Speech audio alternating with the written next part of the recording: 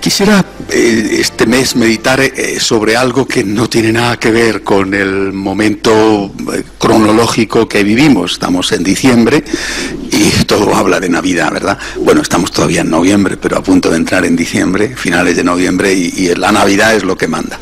Sin embargo, siguiendo el temario, me gustaría dirigir vuestra mirada hacia algo, repito, que no tiene nada que ver, y es el momento de la cruz del Señor, de la muerte del Señor, pero tal y como estamos haciéndolo desde la perspectiva de María. ¿Cómo vivió la Virgen ese momento?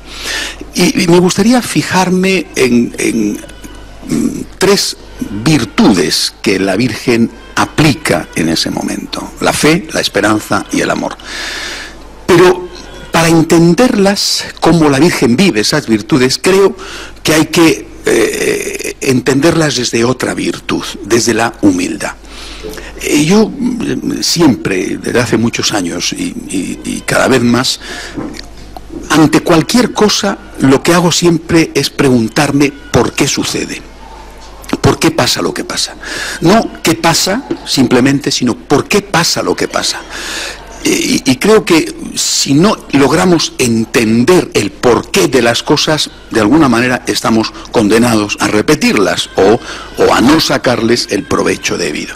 Y en este caso, mi mirada se centró en el por qué la Virgen María, en ese momento, hay que llamarle trágico, no solo dramático, sino trágico, la muerte de un hijo ante los ojos de una madre y la muerte de un hijo mediante tortura espantosa, hay que llamarle por lo tanto tragedia. ¿Por qué la Virgen María no se hundió? No solamente cuál fue su fe, su esperanza, su amor, sino ¿por qué? ¿Por qué su fe fue así? ¿Por qué fue esa su esperanza? ¿Y por qué actuó con ese amor, con las características que después diré? ¿Por qué fue capaz de actuar así? Eso me parece lo más importante, y sobre todo me parece enormemente urgente entenderlo, porque yo tengo la impresión de que algo a nosotros se nos escapa y no somos capaces de hacer nosotros lo mismo. Diréis, bueno, es que la Virgen era la Virgen, nosotros somos nosotros, la distancia no es infinita porque la Virgen era un ser humano, pero es casi infinita. Infinita es si la Virgen hubiera sido divina, ¿verdad? Es enorme, es inmensa. Esto es cierto. Pero yo creo que hay otra causa, y ahí me parece que la clave de todo está en la humildad de María. Es decir, en el concepto que la Virgen tenía de sí misma. No sé si os lo he comentado en alguna ocasión, hace relativamente poco, leyendo un artículo de un converso judío precisamente, de un converso reciente, se había convertido porque había tenido, no sé si sueños o visiones sobre la Virgen. Y él había visto a la Virgen que se le aparecía y que lo que le había quedado grabado profundamente como algo que no se le podía borrar era la imagen de sus manos. Y él decía que eran manos de esclava, manos encallecidas, de trabajadora manual del campo, arrugadas, manos de esclava. Seguramente, como uno podría ver en una mujer que trabaje, pues por ejemplo en África, que trabajan en el campo, ¿no? O en algunos sitios de América o de Asia, no entre nosotros. Bueno, es decir, unas manos de alguien acostumbrado a una vida profundamente dura. María se entiende a sí misma, siendo ella, no lo olvidéis nunca, la mejor, la Inmaculada, se entiende a sí misma como la esclava. Así se presenta. No solamente se entiende como la esclava, sino como la que está contenta de ser esclava, la que quiere ser esclava, la que no desea otra cosa más que ser esclava. O sea, no es una esclava a regañadientes, obligada, pero que le gustaría ser señora. En alguna ocasión os he hablado de la gran diferencia entre Eva, la primera Inmaculada, porque no había tenido aún el pecado original, lógicamente fue creada por Dios, y María, la segunda Inmaculada, creada por Dios, engendrada por su papá y su mamá, pero sin el pecado original. Bueno, la diferencia es que Eva comete el pecado porque quiere ser diosa, Esa es la tentación de la serpiente, seréis dioses, mientras que María voluntariamente y gozosamente, libremente, acepta ser esclava y no quiere ser diosa. La gran diferencia. Por tanto, la gran diferencia va a estar en la soberbia o en su reverso a nivel de virtud, que es la humildad. Si vemos desde ahí, y solo desde ahí, el comportamiento de la Virgen, podemos entender por qué su fe, por qué su esperanza y por qué su caridad. Y al revés, si nosotros nos miramos a nosotros mismos y vemos al hombre contemporáneo, podemos entender perfectamente por qué nos cuesta tanto, y a veces nos cuesta todo, no solamente nos cuesta mucho, sino que no somos capaces de aceptar que una cosa vaya mal en la vida, lo que sea, enfermedades, muertes, problemas económicos. Es decir, nos cuesta tanto aceptar el misterio, aceptar no entender el plan de Dios, no entender ni siquiera la existencia de una realidad que se nos impone, como se impone la realidad, por ejemplo, con la vejez y con la enfermedad o con los hechos de personas que no podemos controlar y que afectan a nuestra vida de forma negativa.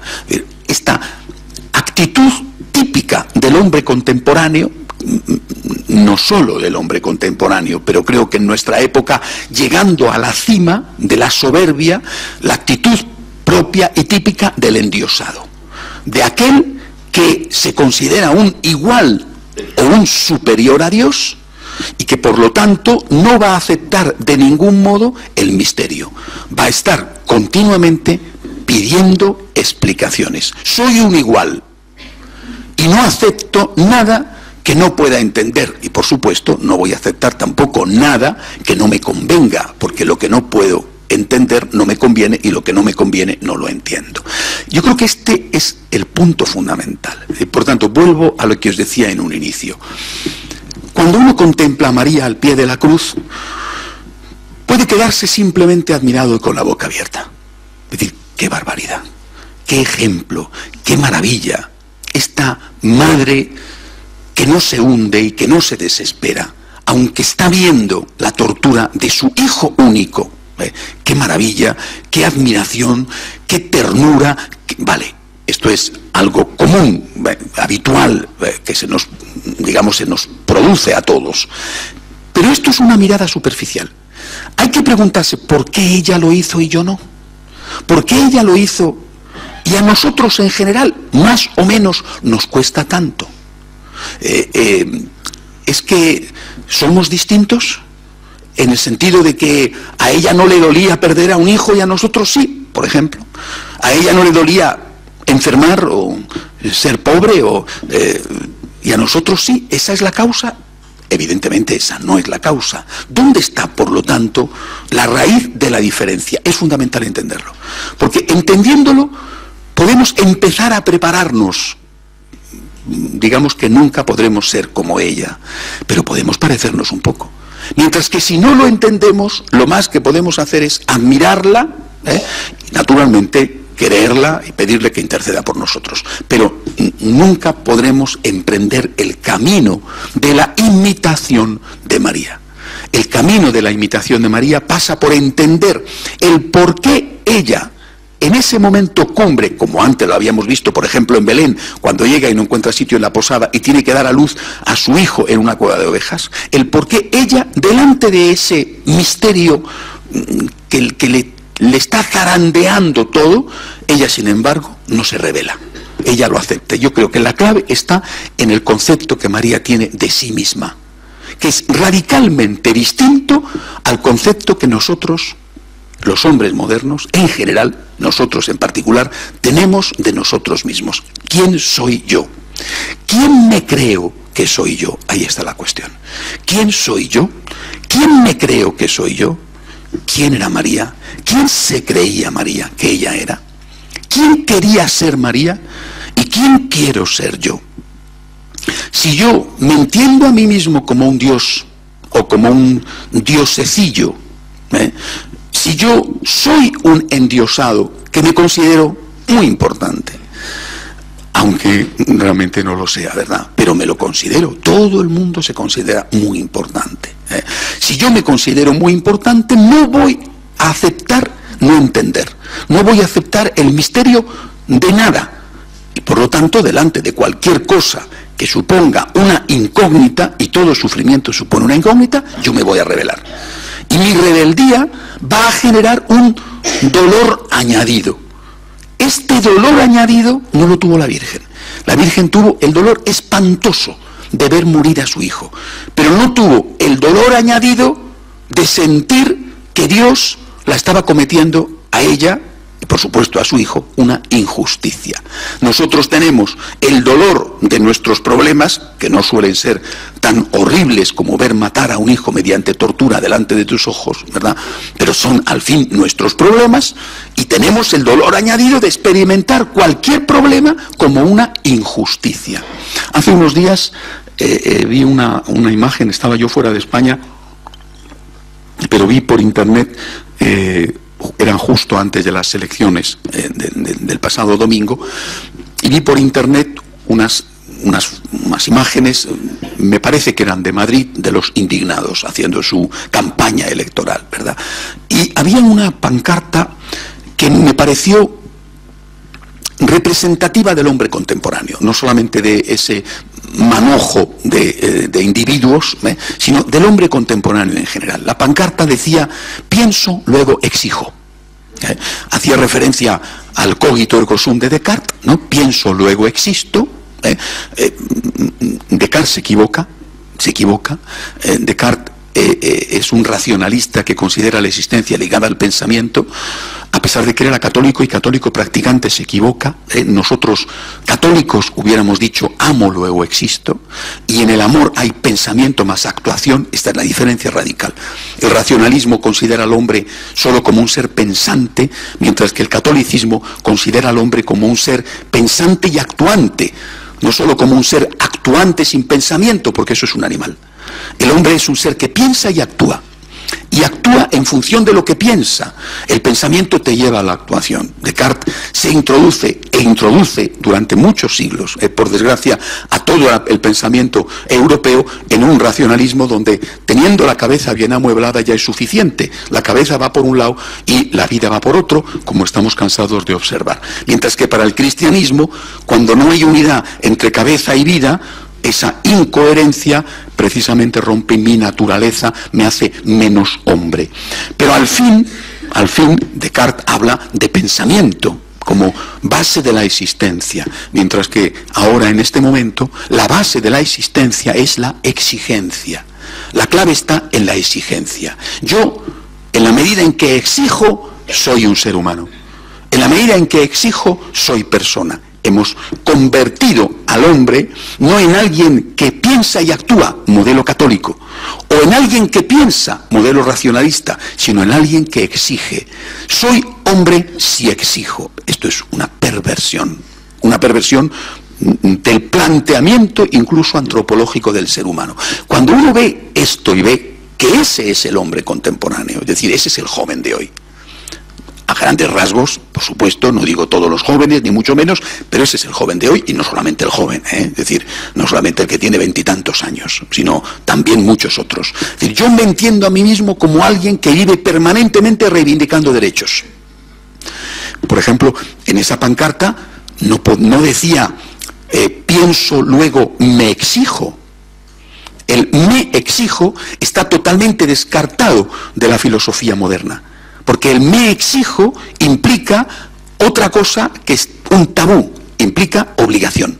Y no hay obligación ni deber en el pensamiento contemporáneo. Solamente hay exigencias y derechos. Ni autoexigencia, obligaciones, ni, por lo tanto, compromisos que tengo que llevar a cabo en función de algo que, de una forma o de otra, ata mi vida. Por ejemplo, deberes para con la familia que he constituido o la familia en la que he nacido, deberes para con mi empresa, deberes para con mi patria. Es decir, ni deberes ni autoexigencias, sacrificios, solamente reivindicaciones y derechos. Es un hombre destruido, es un hombre imposible, es imposible simplemente ese hombre, y es imposible la relación humana. Este es el hombre moderno. Este hombre moderno, este hombre contemporáneo, este hombre de hoy, este hombre indignado, ¿Os dais cuenta de que el adjetivo es perfecto? Este hombre es un hombre permanentemente indignado. Porque jamás, nunca, nadie te dará lo suficiente para lo que tú requieres. Es decir, si tú te planteas a ti mismo como existente en la medida en que exiges, tu exigencia, la que sea, probablemente nunca quedará satisfecha. Pero en el caso de que quedara satisfecha, exigirás otra cosa. Porque si no, dejas de existir. Tu existencia consiste en nuevas exigencias. Por lo tanto, el hombre contemporáneo es un hombre imposible de satisfacer. Es decir, es un permanente insatisfecho, es un frustrado, es un amargado, es un quejica, es una víctima, es un gruñón, es un deprimido, es un inaguantable. Lógicamente, de cada 2 matrimonios uno se rompe. Esto ya en España, en otros sitios, por desgracia, la proporción va más alta. Este hombre endiosado, que solo sabe exigir y que además no solamente lo hace, sino que lo teoriza y dice, solo existo como hombre cuando exijo, este hombre está condenado inevitablemente a la desgracia, a la infelicidad, delante de la diferencia que se produce entre lo que exige y lo que consigue, o incluso aunque lo consiga, delante de las nuevas exigencias que va a plantear continuamente y que de una forma o de otra será imposible satisfacer. Nunca nadie, ni la persona que más le ama, por ejemplo sus padres, podrán darle todo lo que él pide. Y de ahí la amargura contra los padres, incluso contra aquellos padres que equivocadamente le han dado de más y le han dado todo lo que han podido. Bueno, pues todo es insuficiente. El hombre se ha convertido en un pozo sin fondo. El hombre se ha convertido hoy en un ser ontológicamente insatisfecho e imposible de encontrar la felicidad. Planteamiento radicalmente distinto a la Virgen. ¿Qué es lo que hace la Virgen María? ¿Cuál es la lección antropológica de María? Es decir, la Virgen María dice, yo en ese momento estoy seguro de que ella no tenía conciencia de quién era. El 25 de marzo del año 0, cuando se aparece el ángel Gabriel en Nazaret, estoy seguro de que la Virgen no sabía que ella era la Inmaculada, pero lo era. Si le hubiéramos preguntado quién era ella, habría dicho una muchacha de una pequeñísima, pobrísima aldea, me llamo María, y mi papá y mi mamá son Joaquín y Ana, y estoy desposada con un vecino de aquí del pueblo que se llama José. Y probablemente hubiera añadido alguna cosa más sobre sus habilidades culinarias o sobre sus habilidades para coser o para limpiar la casa. Y hubiera terminado ahí con toda humildad su currículum. Pero ella dice de sí misma, con esas manos de esclava, que es una esclava. Esta es la diferencia. Y por tanto, ¿por qué nosotros no somos capaces de afrontar, no digo la tortura de ver a un hijo morir crucificado, sino cosas muchísimo menores, cualquier cosa de hecho? ¿Y por qué nosotros no somos capaces de aceptar la existencia de problemas y ante a veces cosas relativamente pequeñas naufragamos? Si es que estamos en una situación en la cual la gente naufraga en un vaso de agua. ¿Por qué? Porque el problema es profundo. ¿Quién me creo yo que soy? Y este es el ejemplo de María. Por eso, por ahí hay siempre que empezar. Una y otra vez os lo digo, nuestra época solo se curará volviendo a la Virgen. Solo tendrá una solución volviendo a la humildad. El problema es el endiosamiento, y toda esa es la traducción antropológica, la exigencia, la insatisfacción, la amargura, la lucha de diosecillos que pretenden ser recíprocamente adorados por el otro, mientras que la clave viene en decir, ¿yo quién soy? Yo no soy Dios. Yo soy una criatura de Dios, dichosamente amada, pero una criatura. Además, nosotros somos hijos por el bautismo, lo cual es maravilloso, más maravilloso todavía, pero no reduce, no suprime mi condición de criatura. No soy Dios, no soy un igual a Dios, y desde luego no soy un superior a Dios. Soy una criatura hecha a imagen y semejanza suya, pero no soy Dios. Y eso significa que acepto como algo natural el no entenderlo todo, que acepto como algo natural tener problemas. Y que cuando vienen los problemas, pequeños, medianos, grandes o grandísimos, tengo ese problema. Enfermedad, familia en crisis, economía precaria, muerte. Tengo ese problema, pero no tengo el segundo problema, que es el que me hunde, el que hunde al hombre contemporáneo. El de experimentar el primer problema como una injusticia. Hoy todo el mundo es víctima de injusticias. Todo el mundo es muy desgraciado porque a todo el mundo le están cometiendo y haciendo continuamente injusticias. Seguramente el que así piensa es el primer hacedor de injusticias, y si no, basta con preguntárselo a los que viven con él. Pero todo el mundo es muy desgraciado, todo el mundo dice: qué víctima soy, me tratan mal, no me tratan como merezco, esto es injusto, no hay derecho, esto no puede ser, y te planteas esto es injusto sobre cosas que pudieran darse, pero el que no se den no significa que sea una injusticia. Tú estás planteándote un nivel de derechos que no son propiamente derechos.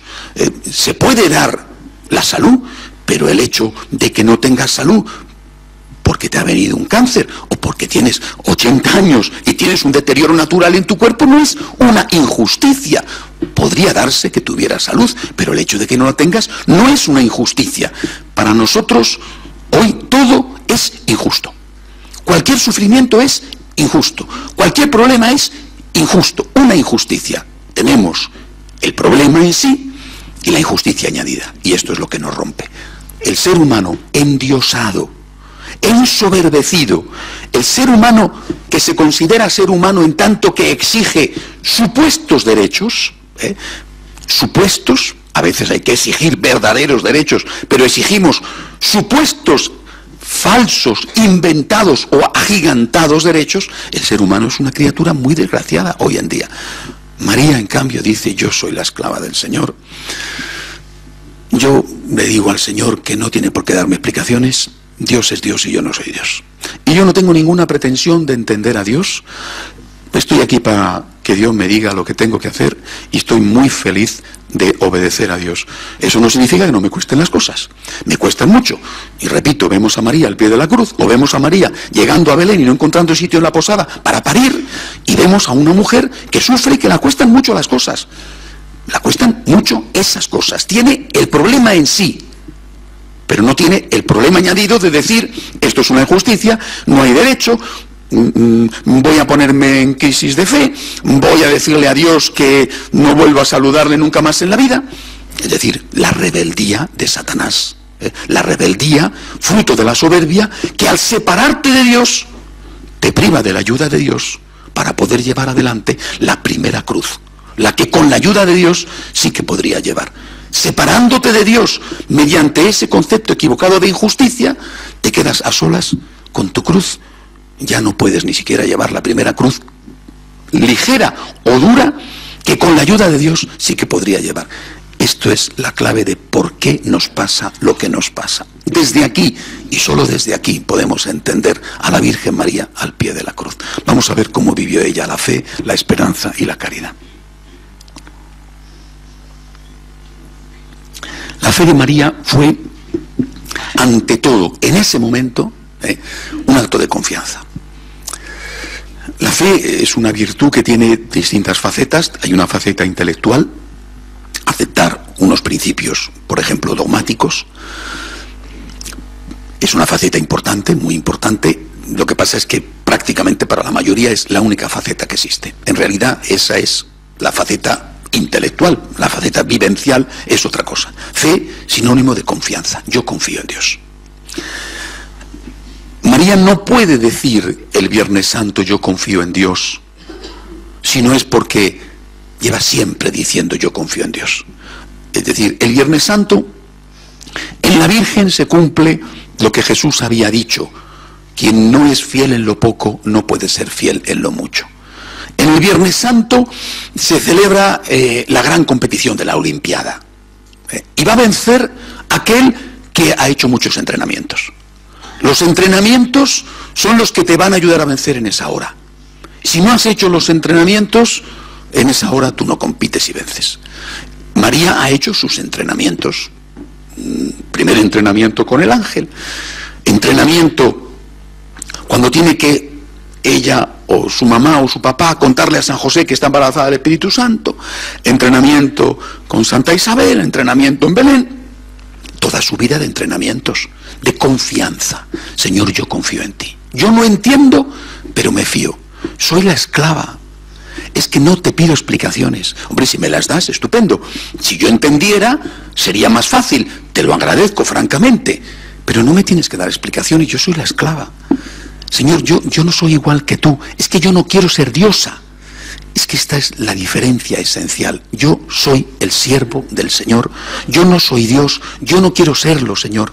No me tienes que dar explicaciones, no te las pido. Si me las das, te lo agradezco, porque entonces me va a ayudar, va a ser más fácil, voy a entender el por qué pasan las cosas.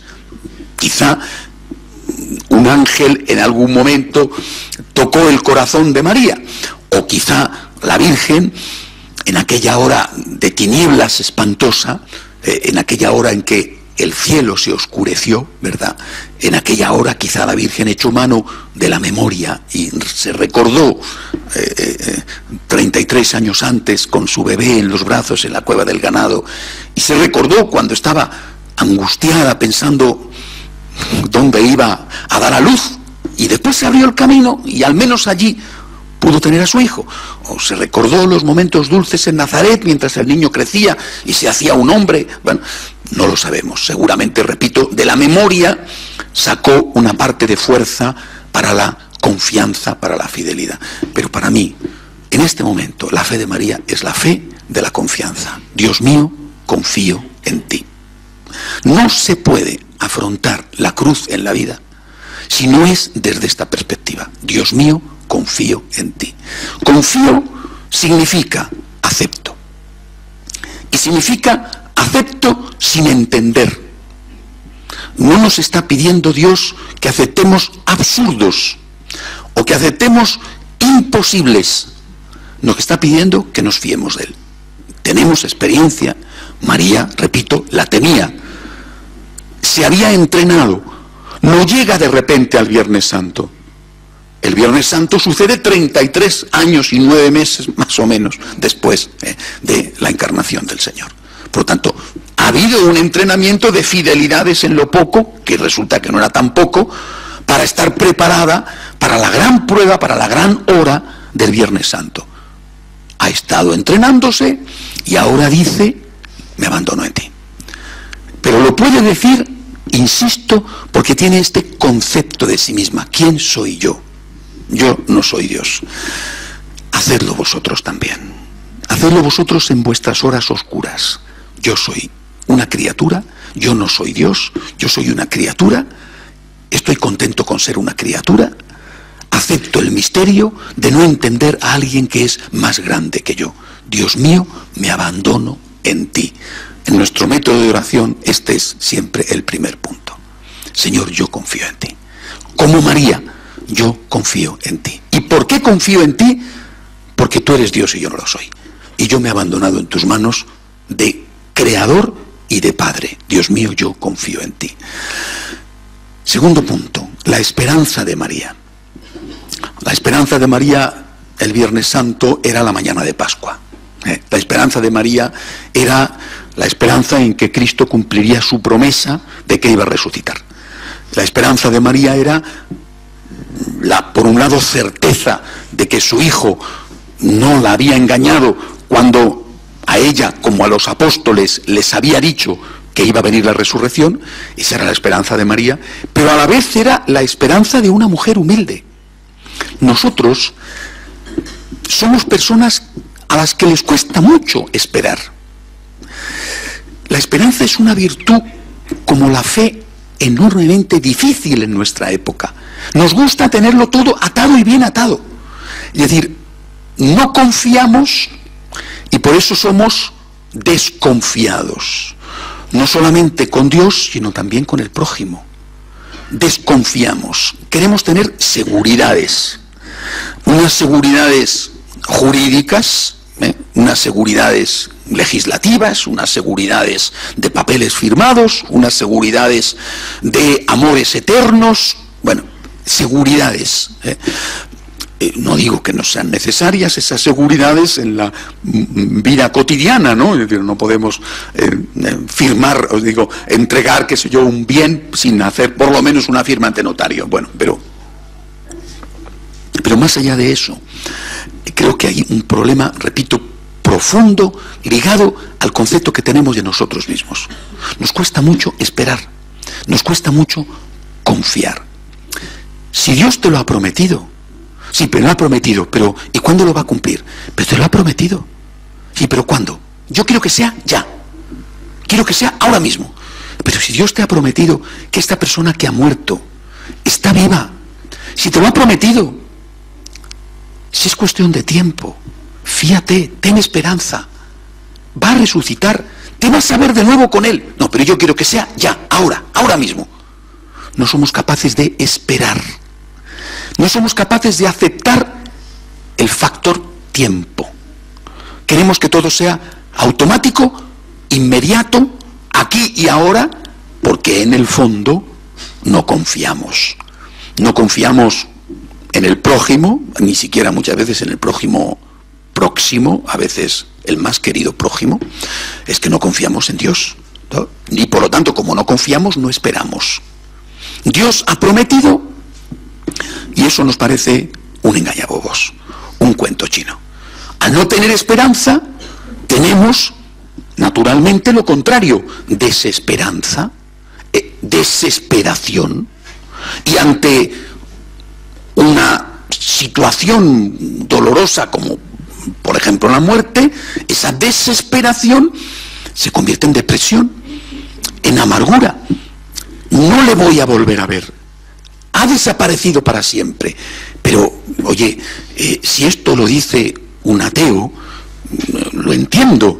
Que un ateo no tenga fe ni esperanza es lo suyo, pero tú eres creyente. Dios ha hecho una promesa. Él ha cumplido la promesa, el primero de todos, con su propia resurrección, certificando más que ante un notario que hay vida eterna. Ten esperanza. Ah, pero es que el tiempo es muy largo. Y bueno, pero el tiempo pasa. Ten esperanza. Lo que ha prometido lo cumplirá. Y no solamente en el campo de la vida eterna, que es la gran promesa y la más maravillosa de las promesas. Vamos a vivir. Los nuestros que han muerto están vivos. Nos vamos a reunir con ellos. Esto es maravilloso. Es la gran promesa. La promesa más esperanzadora de todas. Pero no es la única. Por ejemplo, el consuelo, que es otra de las cosas que Dios ha prometido. Venid a mí los que estáis cansados y agobiados, que yo os aliviaré. Ha prometido consuelo, pero nosotros no acudimos, o muchos no acuden, porque no lo creen. No creen y no esperan en ese consuelo. Incluso los que hemos gustado el consuelo, por ejemplo, cuando hemos comulgado, cuando hemos estado un rato tranquilos en oración delante del sagrario, hemos gustado el consuelo, y sin embargo no somos suficientemente inteligentes y coherentes para en la próxima acudir de nuevo en busca del consuelo allí donde sabemos que podemos encontrarlo. Lo que queremos no es consuelo, lo que queremos es que desaparezca el problema. No queremos que Dios nos ayude a llevar la cruz, queremos que suprima la cruz. Este es un problema que nos deja, como os he dicho antes, a solas. Podemos llevar los problemas de la vida, por trágicos que sean, con Dios. No podemos llevar los problemas de la vida, por pequeños que sean, sin Dios. Es la soledad que nos la implicamos, que nos la damos a nosotros mismos, separándonos de Dios, lo que nos impide ser capaces de llevar la cruz y por tanto ser felices con esa cruz. Tercer punto, la caridad de María. Fijaros que la caridad de María fue tan amplia, ¿verdad? En tantos momentos, ¿no? Pero en ese momento de la cruz, la caridad de María tenía, al menos, por lo que yo intuyo cuando hablo con ella, ¿no? Al menos tenía dos cosas, dos vertientes, dos aplicaciones al menos, ¿verdad? Una hacia arriba y otra hacia abajo. María en ese momento es un sacerdote. No es el sacerdote consagrado, pero es el sacerdote que todos somos por nuestro bautismo, ¿no? Es decir, María en ese momento es un puente, es un pontífice entre el cielo y la tierra. Lo mismo que su hijo crucificado es un pontífice, es el gran mediador, es el redentor, el que paga con su sangre por nuestros pecados y está uniendo en la cruz el cielo y la tierra. María es la que une y la que reúne a su hijo con el resto de la tierra. O sea, y eso se cumple de una forma especial cuando escucha a su hijo decir: mujer, ahí tienes a tu hijo. No fue lo único que dijo Jesús, también dijo: hijo, tienes a tu madre, pero para ella su tarea era esa: mujer, madre, mamá, ahí tienes a tu hijo. Es decir, la caridad de María tenía el nivel, la misión del hijo y la misión de los hijos, ¿no? Hacia arriba y hacia abajo, como un puente que une dos orillas, ¿no? Hacia el hijo, la caridad de María fue estar allí. Uf, qué tarea, ¿verdad? Qué tarea. Yo creo que es imposible de entender, es imposible de entender. Solamente podemos entenderlo, intuirlo suavemente, ¿no? Porque es imposible de entender. Por lo menos para un hombre es imposible de entender. Supongo que para una mujer un poco más fácil, pero también probablemente muy difícil de entender. ¿Por qué María estuvo allí siendo tan duro, ¿no? ¿Por qué María estuvo allí sufriendo tanto? Porque el hecho en sí hubiera ocurrido igual, pero ella lo vio, y eso era un dolor añadido. Pero nada del mundo la hubiera separado de allí. Estar allí era un sufrimiento extra, y por nada del mundo se hubiera ido de allí, porque estar allí era cargar con un dolor que aliviaba el dolor de su hijo. Tenía que estar allí, y en ningún lugar del mundo hubiera querido estar en ese instante si no era allí, porque allí y estando allí era un alivio para su hijo, era un consuelo. El hijo que grita: Dios mío, ¿por qué me has abandonado?, no grita: mamá, ¿por qué me has abandonado? Uf, esto es impresionante. Es decir, solamente esto te da la medida de la misión de María, de la caridad de María. Carga sobre su alma inmaculada con el dolor del Dios para aliviar, y es el único alivio que recibe, el dolor del Dios, que es a la vez el dolor del hombre. Esa es la caridad de María. ¿Cómo podemos imitar a María en su caridad hacia Dios? Aceptando el misterio, aceptando que no le entendemos, aceptando decir: mira, yo te quiero como eres. Es decir, te quiero como eres. De alguna manera, recuerdo hace tiempo, ¿no? Como la verdad es que no sé si alguna vez me he enfadado con Dios. Por desgracia le he dado a Él muchos motivos para enfadarse conmigo, pero alguna vez, pocas veces, es que no sé, pero creo que alguna vez le he debido de preguntar por qué esto ocurre, ¿no? Alguna vez, ¿no? Y recuerdo que Jesús en ese momento me decía: ¿y no me podrías perdonar? Me sorprendió. Entonces, ¿cómo te voy a perdonar yo a ti, ¿no? Si tú eres Dios, ¿no? Sí, pero en el fondo, cuando tú no me entiendes, me decía Dios, es como si yo te estuviera ofendiendo. ¿No me podrías perdonar cuando yo te perdono a ti tanto? ¿No me podrías perdonar que en este momento no te dé explicaciones? Dice: pero esto, recuerdo que le decía yo a Dios: pero esto no me puedes pedir que te perdone, yo no soy quien para perdonarte, tú eres Dios, tú no me has ofendido. Sí, pero ahora no te estoy dando lo que me pides. ¿No me podrías perdonar que en este momento no te dé lo que me pides? ¿No me lo podrías aceptar, si no quieres emplear la palabra perdonar? ¿No podrías aceptar que en este momento no esté a la altura de lo que tú crees que yo tengo que hacer? ¿No podrías aceptar esta, entre comillas, deficiencia, entre comillas, porque en Dios no hay defecto ninguno, Él es perfecto absolutamente, ¿verdad? Pero ¿no podrías aceptar esto de mí en este momento? Cuando yo te perdono tanto, te acepto con tantos defectos y limitaciones, ¿no podrías tú en este momento aceptar esto de mí? ¿No podrías aceptar esta, entre comillas, imperfección? Es imposible que Dios sea imperfecto, pero esa, entre comillas, imperfección de no darte en ese instante la explicación que precisas, no responder a tu por qué, no responder a tu clamor pidiendo una causa que te ayude a llevar esa dificultad un poco más ligeramente. ¿No podrías perdonarme el que no te dé una explicación que te ayude a entender? Yo creo que esto es lo que nosotros podemos hacer hacia Dios, imitando a María. Señor, acepto que no me des explicaciones. Repito, de nuevo, el concepto antropológico, ¿quién soy yo? De nuevo, la humildad. Es la humildad de María la que le permite la caridad. La caridad de ayudar a Dios. La caridad de no rebelarse. La caridad de no actuar con soberbia contra el Padre y por lo tanto de ayudar de verdad a su Hijo estando allí. Si María allí se hubiera mostrado iracunda, enfadada con Dios, como cualquiera hubiera hecho probablemente, ¿dónde estás? Me habías prometido el Mesías, ¿por qué permites esto? No hay derecho, esto es injusto, no me amas, te has olvidado de mí, no has cumplido tus promesas, etcétera, etcétera. No hubiera sido precisamente un gran apoyo para Jesús, al contrario, hubiera sido para Jesús un motivo de dolor extra. La fe, la esperanza, la caridad es lo que hace que Jesús resulte confortado y ayudado por su madre.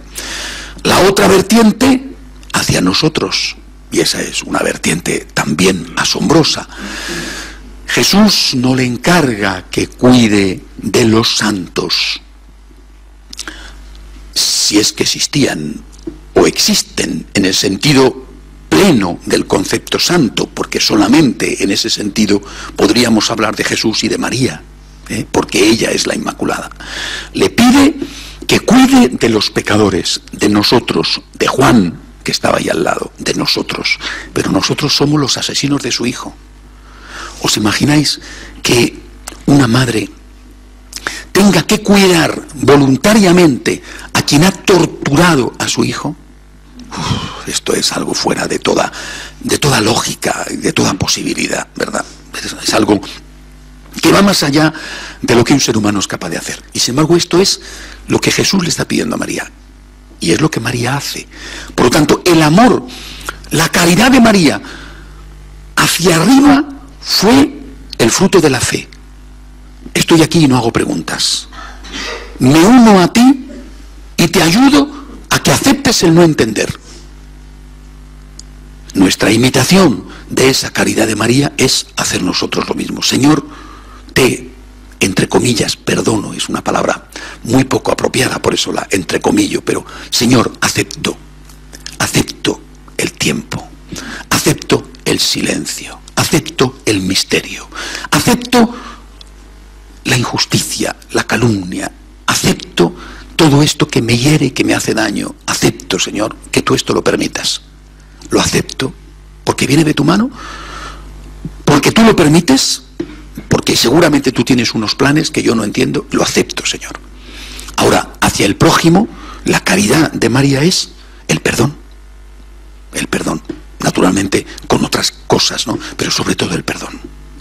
Es decir, María es ese puente que desde Dios nos da el perdón paterno del Padre, transmitido a través de las manos de la Madre, el perdón. Es decir, María se acerca a Juan diciéndole, el Padre te perdona. Y María se acerca a cada uno de nosotros diciéndonos, el Padre te perdona y yo te perdono. Y eso lo hace, repito, a cada uno de nosotros, a todos nosotros. No lo hace con Santa Teresita de Lisieux, que también, pero Santa Teresita de Lisieux era Santa Teresita, ¿no? O Santa Teresa de Jesús, o San Ignacio de Loyola, o San Francisco de Asís, o no. Oye, lo hace con todos y cada uno de nosotros. Es la madre de todos.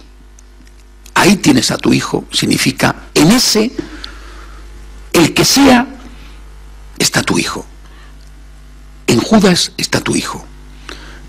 En el soldado que le clava la espada, la lanza en el costado, está tu hijo. En el fariseo que está rodeando la cruz burlándose de Jesús, en el sumo sacerdote que le ha llevado a la cruz, en el cobarde Pilato, en ese está tu hijo. En ese, no más o menos bueno, en ese absolutamente malvado está tu hijo, ¿no? Uy, este es el perdón de María, que es algo sublime, algo único, solamente María podía hacerlo. Pero nosotros, que no somos María, sí que podemos intentar, por lo menos, acercarnos a ello. Y solamente podemos hacerlo, repito, desde la perspectiva de aquel que no se hace preguntas, sino que obedece. ¿Por qué tengo yo que perdonar? Señor, yo no te hago la pregunta. Tú me lo mandas, dame la fuerza, que yo quiero hacerlo. ¿Por qué tengo yo que tratar bien a quien me ha hecho el mal? Señor, yo no te hago preguntas. Tú me lo mandas, dame la fuerza, y yo quiero hacerlo. Esa es María al pie de la cruz. Ese es el puente entre el Hijo y los hombres, lo mismo que el Hijo es el puente entre Dios y los hombres a través de María. Ese es el puente. Tú me lo mandas, me cuesta, no lo entiendo, Señor, dame la fuerza, yo quiero hacerlo. Y si no soy capaz de hacerlo, ayúdame a volver a empezar para hacerlo. Volvamos al principio, es decir, volvamos a lo que os he dicho antes, ¿no? Volvamos a María como aquella que nos enseña quién somos nosotros. Nunca en esta época tan dura como es la nuestra, nunca será suficiente decirnos a nosotros mismos que no somos dioses. Nunca será suficiente, porque el mundo nos dice continuamente lo contrario. Me lo habéis oído escuchar muchas veces. Estamos todos contaminados. Unos más, otros menos. Estamos todos contaminados. Aquel que piense que no lo está, es que no se conoce suficientemente a sí mismo. Estamos todos contaminados. El ambiente está pervertido, el ambiente está ensoberbecido y estamos todos contaminados, naturalmente, unos más y otros menos. Todos necesitamos zambullirnos en esta piscina de la humildad. Todos necesitamos revestirnos de esta capa azul que envolvía a la Santísima Virgen. Todos necesitamos hacer una conversión a María, una conversión a la Inmaculada, una conversión a decir: no soy Dios, no quiero ser Dios, soy un ser humano, soy una criatura, soy un hijo por el bautismo y estoy feliz de ser así. Y por lo tanto, desde ahí, Señor, no te pido explicaciones, te pido fuerzas. No te exijo derechos, te pido ayuda. Te pido favores, te pido milagros, pero no te los exijo. Humildemente llego a ti y te digo: ayúdame, Señor, o ayuda a los míos. Dame la fuerza para aceptar sin entender, la fuerza para esperar el tiempo que tú decidas hasta que cumplas las promesas que estoy seguro que vas a cumplir. Y dame la fuerza para amar, para amarte a ti, aceptando el misterio, y para amar al prójimo con el perdón. Que Dios nos ayude a conseguirlo. Hacemos un momento de oración en silencio.